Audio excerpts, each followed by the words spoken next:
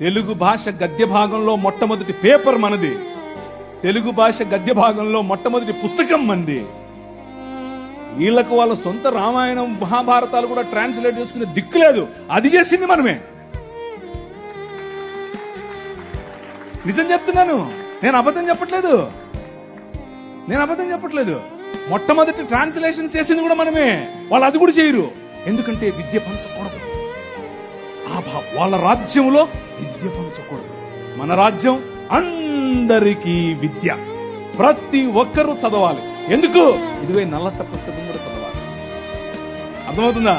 చదివితే దిమాగ్ ఖరాబ్ అవుతుంది, దిమాగ్ ఫిరాయిస్తుంది, మనిషి వెంటనే మనిషి అవుతాడు. ఈ రాజ్యం మనుషుల కోసం రాజ్యం. ఆ రాజ్యం తలకాయలో నుంచి వచ్చిన వాళ్ళకి మాత్రమే రాజ్యం, భుజాల్లో నుంచి వచ్చిన వాళ్ళకే రాజ్యం.